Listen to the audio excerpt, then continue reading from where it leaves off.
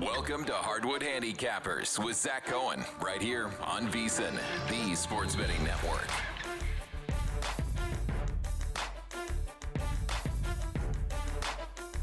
This is Zachary Cohen, VSiN.com senior editor with another episode of Hardwood Handicappers. Today is Monday, March 2nd. We are recording this at 10 a.m. Eastern, and we have a lot to talk about today. We're going to start with two picks that we have for this evening. It's a short slate in the NBA. We're not going to hit all the games, but we have two that we like, and there's something that I'm kind of monitoring in Rockets Wizards. But after that, we're going to talk a little bit about what we saw yesterday, because I do think it was an impactful day in the NBA overall.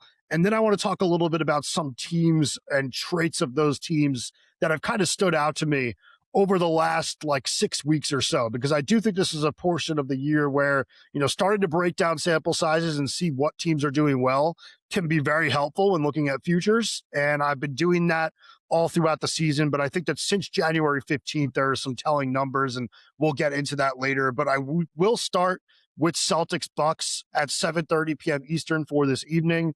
And the play that I have here is Ryan Rollins over 5.5 assists at plus 132. That is also out there at over 4.5 assists at minus 159. So if you'd rather go lower number, way heavier juice, be my guest. But Rollins has had 7+ assists in 2 of the last 3 games. And over the last 12 games in general, he's been doing some very good work as a passer. He's averaging 5.7 assists per game, 11.7 potential assists per game, and 6.8 adjusted assists per game. And those adjusted assists, those are as good as gold when you're looking at handicapping these markets, because those just tell you when he's setting teammates up for shots they should be making. And if you have a little bit better luck, you're talking about a guy that could be averaging closer to 7 assists per game over the last 12 games. And I know that I've been, riding Kevin Porter Jr. a lot lately, but if you look at the usage rate between these two without Giannis Antetokounmpo, it's about even at 25%. They are both getting a lot of opportunities to run offense. And I do think this is a matchup where I think that Rollins' speed is going to help him get to the rim and just put a lot of pressure on the Boston, bigs to maybe overhelp, or just other players to kind of step up and lead their guys. And I do think that Rollins has proven that he is a good enough passer. He reads the game well enough to set teammates up for quality looks, even against the Celtics defense that has been playing very well lately. And it does sound like Giannis's return is on the horizon, by the way. So I'm excited to see what that looks like, because obviously I've been a little bit higher on what this Milwaukee team has looked like without Giannis lately than maybe the consensus has been. Last night's loss, though, was absolutely terrible against the Bulls. And yesterday in general, forgettable one for me. I got absolutely killed. But yeah, they went from up 20 to down 20 in a snap of a finger, and man, that was a really bad one for them to let get away. But I do think this is a game that should be somewhat tight. I mean, both these teams are playing their third games in 4 nights, back to back for both teams. But it's Milwaukee that has the benefit of playing at home. Boston's had to travel a little bit more. I think this is a game where you should see the Bucks kind of hang around and at least give Rollins the opportunity to go over in the fourth quarter if that's what he needs to do. Otherwise, hopefully he can hit it in the third or something. But this is a game where we're probably going to need him to play his full minutes load, and keeping this game somewhat close is the only way he's going to play that amount of minutes. So hopefully this is a game that Milwaukee does not get blown out. Hopefully last night's loss is easy to put behind them. But I do think this is a game where he can have, 6-7 assists. And he did have 7 assists against Boston when he faced them earlier in February, on February 1st to be exact. So I don't see any reason he can't hit it. And it is plus 132 odds. Absolutely love it at that number. Another game that I have a play on is the Clippers at the Warriors, 10 p.m. Eastern. And this is actually one that I'm playing Los Angeles on the money line at minus 115 to win 2 units. So it is a big play for me. And this is one that I put in last night as I was watching the Clippers, blow the doors off the Pelicans. I was kind of watching that game a little bit nervous about whether or not Kawhi Leonard would play the second leg of a back-to-back. And we still don't know for sure that he will, but he only had to play 29 minutes last night. They were very stress-free minutes. I don't think that his body's going to be hurting him too much. So I wouldn't be surprised if he's out there this evening, but even if he's not, it does sound like Darius Garland returns for the Clippers. And I absolutely love Los Angeles's kind of defense first players in the rotation, especially in this matchup against Golden State, because the Warriors have been absolutely terrible offensively. I mean, since the deadline, but, even, since like January 1st, this has just been a really bad offensive team. And Steph Curry is out tonight, joining Kristaps Porzingis, who continues to deal with illness. Obviously, Jimmy Butler out for the season. And, one number that, it really tells you the whole story of this Golden State team this year. When Steph is on the floor for Golden State, they're scoring 119.4 points per 100 possessions. That's in the 82nd percentile in the league. So a good offensive team when they have Curry. When Curry's off the floor, only 112.5 points per 100 into 30th percentile in the league. So they go from being a very good to a very bad team when Curry is off on offense. And while they are good defensively, there are certain players that you just can't game plan for. And I think that if Kawhi's out there, he's going to absolutely torch them. Like, he's just been an absolute killer lately. And what he's been doing for this Clippers team is just insane. Like, I've talked about this a little bit on the podcast. I've talked about it on some of my show appearances over on the VSiN network. But, like, man, it's pretty hard to argue that anybody has been actually better than Kawhi, since the start of the new year. Like, I think that we've seen now 2 full months of Kawhi being the best player on the planet. And I just kind of think that if he's out there tonight, there's just going to be nothing the Warriors could do. And, since the trade deadline, you're talking about a Clippers team that has a positive net rating, plus 2.6, Warriors down at minus 2.8, and Los Angeles this season, 7-4 straight up when playing as a road favorite. Golden State, 2-4 straight up as home underdogs. I just think this is a game that the Clippers should win. I think that if last night's game ended up being, somewhat tough and a game they had to grind out, I maybe would have, been a little bit more hesitant. But I just don't think this Golden State team's good right now. I think the vibes are really bad, for whatever that's worth. I mean, Curry is dealing with an injury that right now, like, it really sounds like if they were playing a little bit better and he was maybe a little bit happier, he'd be more willing to come back. But I think that they've just given him no reason to rush through an injury because of how bad they've been. And now you got Kuminga balling out in Atlanta, and that's, just the ultimate betrayal in a way, and just something that's not looking good for Steve Kerr. So it's just a bad time in Golden State, and this Warriors team is hard to trust against good competition. I know that they had one game where they absolutely pummeled the Nuggets in a game where Denver was expected to win, but I don't think you're going to see too many of those performances, and I don't think you're going to see it against the Clippers because, like I've said, Los Angeles, this team is really good defensively. You got Chris Dunn, you've got Derek Jones Jr., you got some of these defensive specialists out there that could go and shut the water off for a player like DeAnthony Melton or Brandon Pajemski, like these players that have been playing well for the Warriors and, keeping this team kind of afloat. I don't really see it happening against this Clippers group. I think they're a little bit too good defensively. And I'm really been impressed with what we've seen from the center position for Los Angeles, because this team obviously moved Zubac to Indiana, and they were hoping that, Brook Lopez and Niederhauser would be able to kind of hold down the fort at the center spot. And they have. I mean, Lopez has been able to space the floor, still a really solid rim presence. Niederhauser, just a really good energy big. Also, decent free throw shooter from what I've seen. Somebody that if you're hacking him and you're trying to put him on the line, you can't do it. Just it's been a really, strong, honestly, couple of months for the Clippers, and then they, maybe halted their momentum a bit in moving James Harden to the Cavaliers, but they have kept it up and looked solid since all of those moves. And I just think that's going to continue the rest of the season. I think this is a good group, good defensive team, and Ty Lue definitely has them, competing on a nightly basis. So this is a game that I expect the Clippers to win. I went bigger on it than I usually do. I'll feel fine if they lose. It would be a bummer, but I feel like the thought process here is strong enough that I'm okay with going bigger on it. So I have those 2 plays right now. I'm passing on Rockets, Wizards, and Nuggets, Jazz at the moment, but I will say I've been keeping an eye on Reed Sheppard's first quarter point total in that Rockets Wizards game. It's 5.5 right now. You can get plus money on the over. I want to see if I can find a 4.5, even if it's juiced at some point today, just because Sheppard has been starting.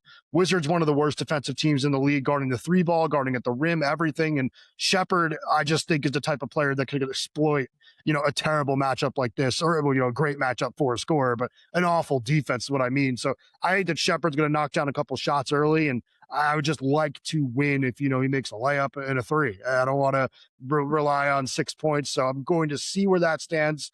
a little bit later on, but I might end up going to it at 5.5 if I have to, just because Sheppard, I mean, 3 of the last 4 games, he's had 6+ points in the first quarter. I do think this is a guy that's been playing really well all season. And like I said, like this type of matchup where you're talking about a defense that is 28th in the league defending at the rim, 22nd in the league defending spot up jumpers, and 27th defending catch and shoot opportunities. This is just a perfect matchup for Sheppard. So I'd be surprised if he doesn't have a pretty successful game.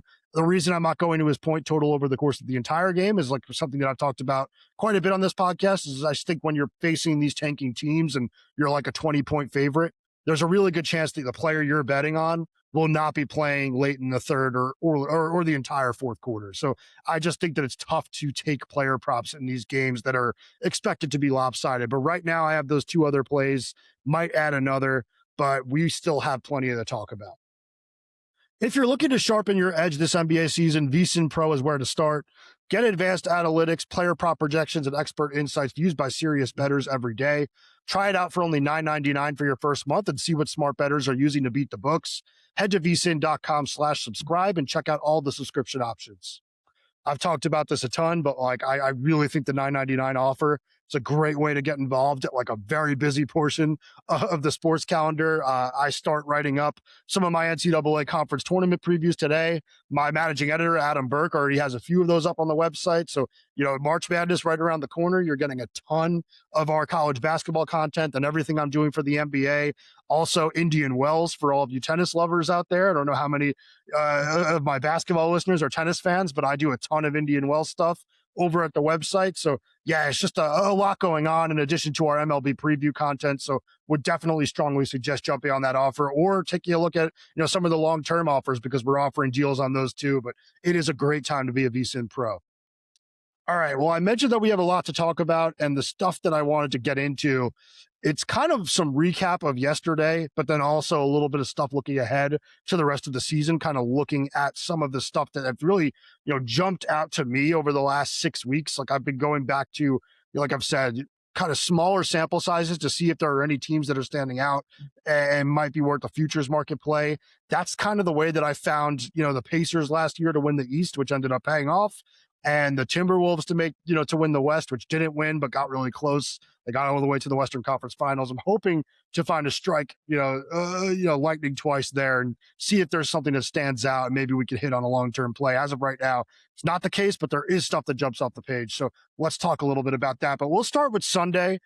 Yesterday, I think that the place to start is the Knicks earned a really big win over the Spurs, snapping an 11-game winning streak for San Antonio in a game where the Knicks turned San Antonio over 22 times. And I just thought it was a really big performance for the Knicks, just in terms of like mentality and everything. I think, you know, it was a game where Jalen Brunson didn't have the biggest game in the world, but he had 24 points, 7 assists. He hit a lot of big shots in the first half when San Antonio looked like it was kind of running away with the game.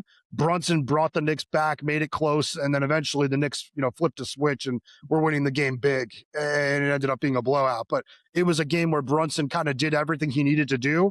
Mikal Bridges had a huge game for the Knicks, 25 points on 10 for 17 shooting from the floor, 5 for 9 shooting from 3, and just overall, when Bridges is shooting well, New York is a completely different team. I think that he's a player that is a major swing player for them looking ahead to the postseason. I think that's not, you know, a hot take or anything. They gave up $1 billion first-round picks to acquire Bridges. He's been a little bit disappointing since arriving there in comparison to what, you know, they sent out for him.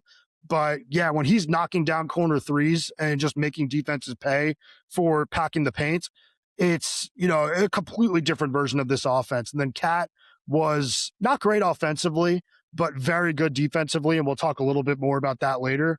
I thought Mohamed Diawara played very well for the Knicks, 14 points, 4 rebounds in only 15 minutes, and actually set an NBA record for 3-point attempts per minute in a single game. He shot 13 threes in his 15 minutes. He was not shy about firing away. He only made 4 of them, but 4 threes, pretty solid game. And like I said, like I think that he was one of the other guys that was spacing the floor well, played some solid defense. Just overall, really big win for the Knicks to show up like that defensively against, you know, an elite Spurs offense and kind of win a primetime game, or not primetime, but marquee game that was, you know, on national television. That's a big statement for New York. And New York's one of the teams that I actually want to talk about a little bit later. But man, like there's been times this year where it was pretty easy to hate on the Knicks. And I want to say it was like as recently as like 9 days ago or something that I was talking to Kelly Biblin about them, and we were really down on what they were doing. But all of a sudden it's a solid looking team, and they're right in the picture, right in the mix in the Eastern Conference. So it's going to be anybody's game kind of once we get into that postseason amongst the teams at the top four, with one of the other ones being the Cavaliers, who, beat the Nets yesterday in a game that wasn't, fun to watch or anything. And it was not an impressive performance for Cleveland by any means. It was a very close game, but it was noteworthy because James Harden played. He returned from that broken thumb, played with something on it, and I thought he played well. He had 22 points, 9 rebounds, 8 assists, 5 for 9 from the fields, 4 for 7 from 3, and 8 for 12 from the free throw line.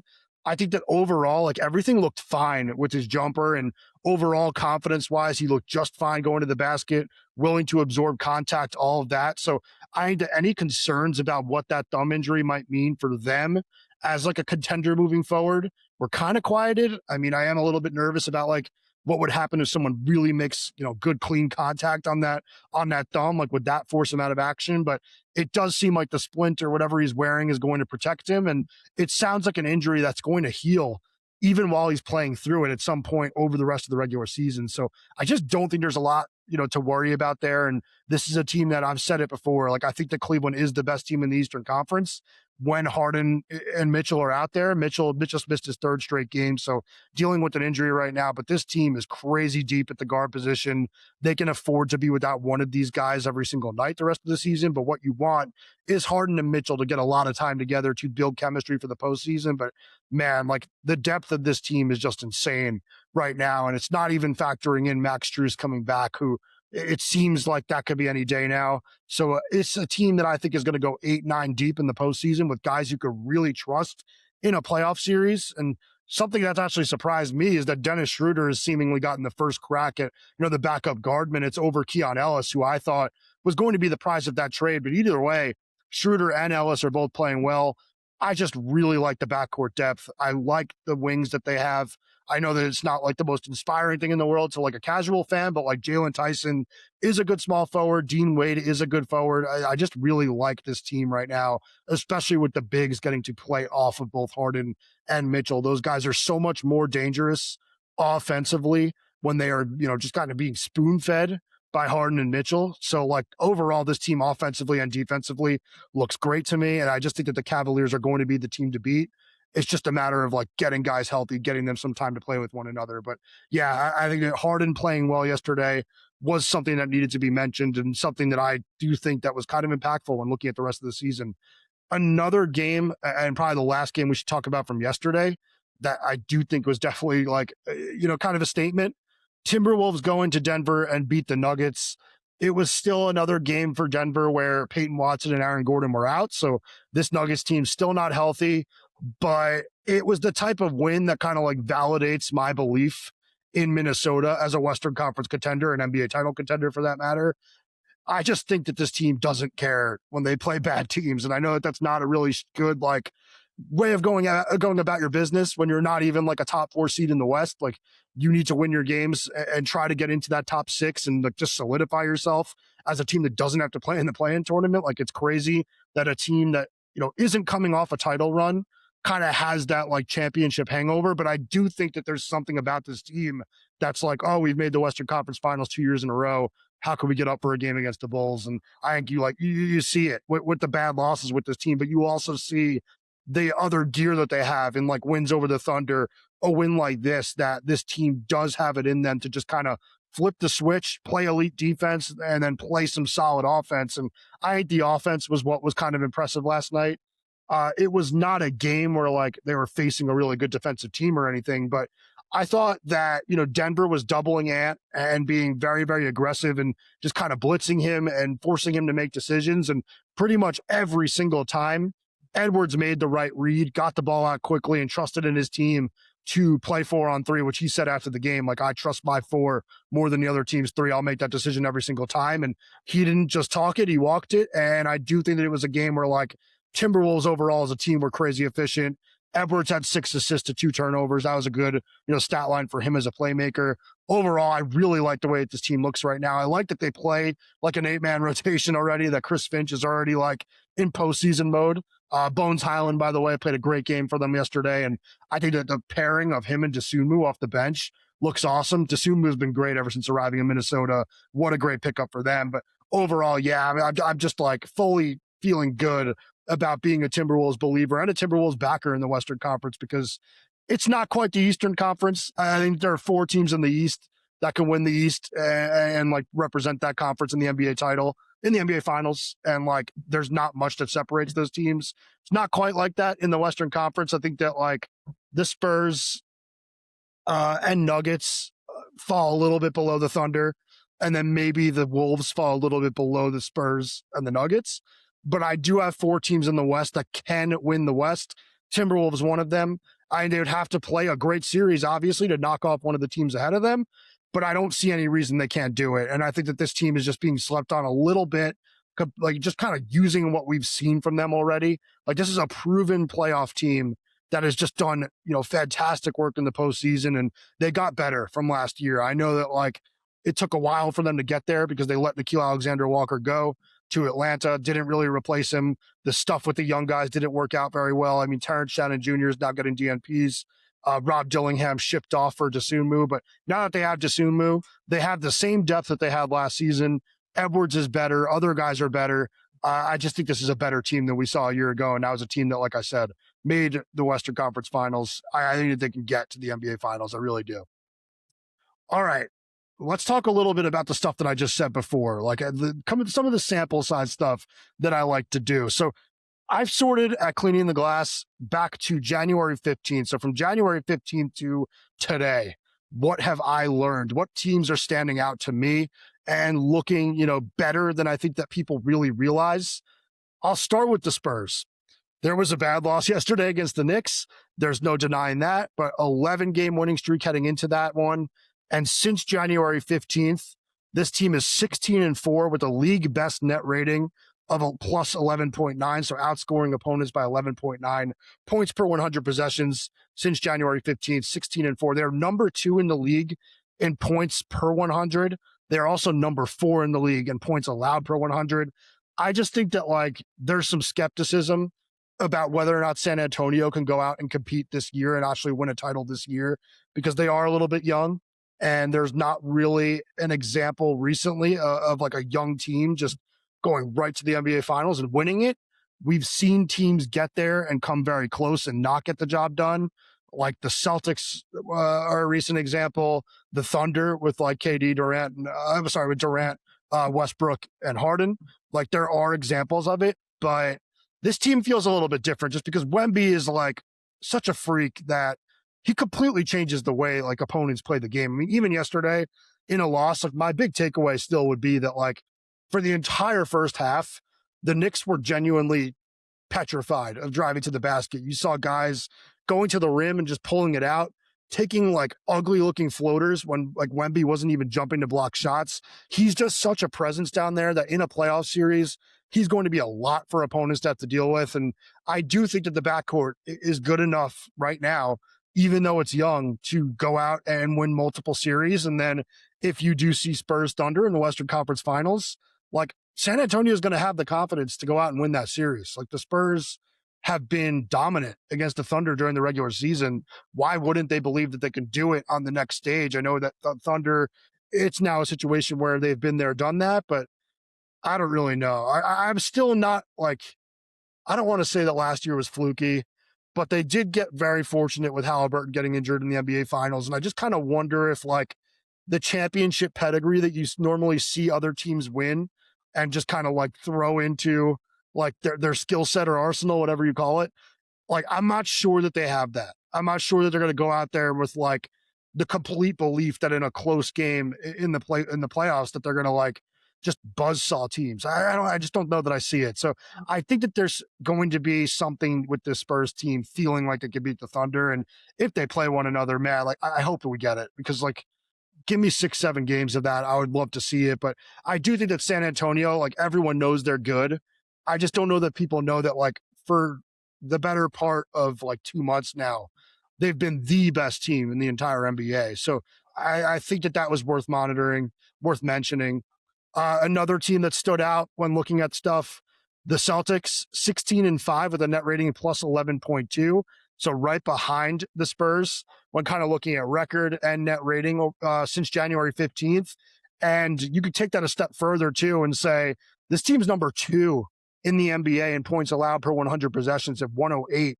And that's very significant because the Celtics pretty much the entire season have been the number 2 offense in the league behind the Nuggets, no matter where you're looking, like everywhere. And Boston has been special offensively, even without Jason Tatum. But like Bill Simmons said that he expects Jason Tatum back on Friday.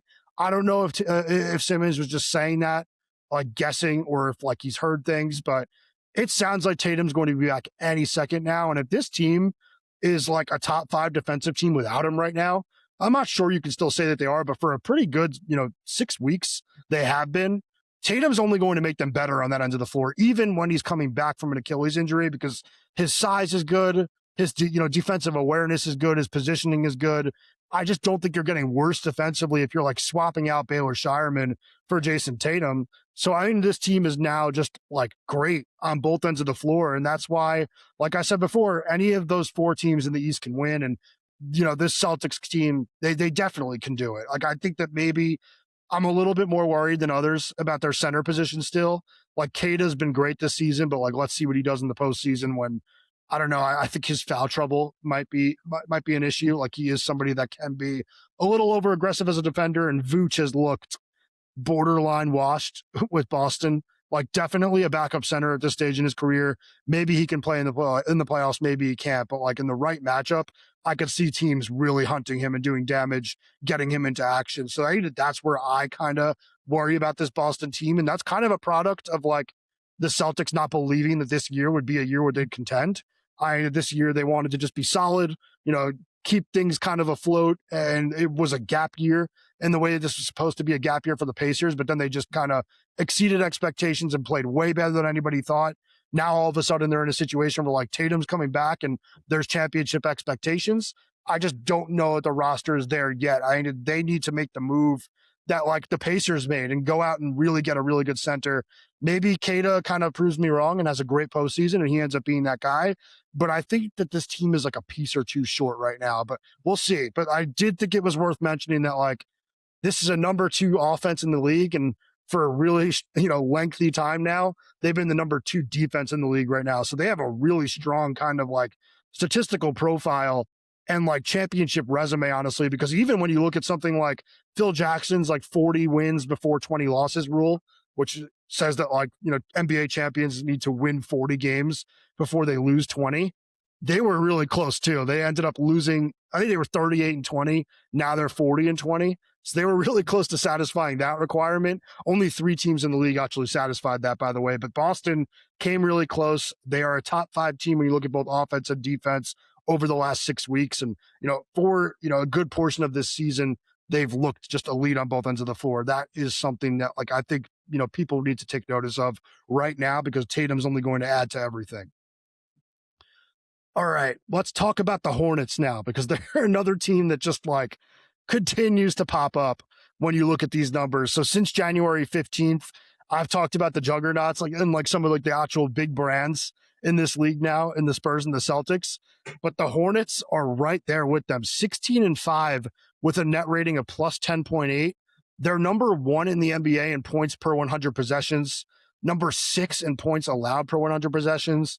They have just been fantastic. And I know we've talked about them a ton on this podcast because I think that, JVT, Kelly, when they come on the show, we all want to talk about our win total bets, which I think Kelly actually won his over on 29.5 over the weekend. So good for him. But this Charlotte team, it's no longer just looking like they're a good story and they're a team that's turning heads this season and, somebody to keep an eye on for next season. They're a team that you just flat out do not want to play in the first round of the playoffs if they make the playoffs. And by the way, minus 125 for Charlotte to make the playoffs available right now. So look around, find prices on that. That's a play you absolutely have to make and toss a few units on. I know that this is a team that maybe will have to go through the play-in, but I don't know how you can't expect them to win the play-in or win their, get in through the play-in with the numbers that they have this year. I mean, this team has just been like unbeatable ever since they've, gone to this starting five of LaMelo Ball, Con Knipple, Brandon Miller, Miles Bridges, Moussa Diabate. Like they've just flat out lost 2 games total, and they've been spectacular on both ends of the floor. And offensively, nobody can guard them. Defensively, they're just good enough with Diabate doing a lot of work for them on that end of the floor. But man, like I said, like this isn't just a story anymore, like a fun story. This is like a team that can absolutely upset somebody in the first round of the playoffs. There's no reason they can't. If you look at their kind of, statistical profile, like against even like the Pistons, the number 1 team in the Eastern Conference, they stack up very, very well. Like you just have to throw out the first portion of the season with this team because it just was a different team. Like Charlotte was banged up. They were young. They were getting to know one another. They didn't know who they were yet as a team. Now, like you have to use the sample that we've looked at lately because that's what this team is now. And man, like they're going to be a really interesting bet if they make the playoffs and they face someone in the opening round that is expected to go to the NBA Finals. It's not going to be easy. Like they're going to probably go at least 6 or 7, not at least 7, at least 6. I really think that. I think that the Hornets are pushing some very good team in the first round and potentially beating them. They've been that good. All right, let's wrap this up with the Knicks because I said before I wanted to talk about their defense. Cat's been awesome defensively lately. He was great on Victor Wembanyama yesterday. And the reason I want to talk about the Knicks and the defense is because since January 15th, New York is number 3 in the NBA in points allowed per 100 possessions.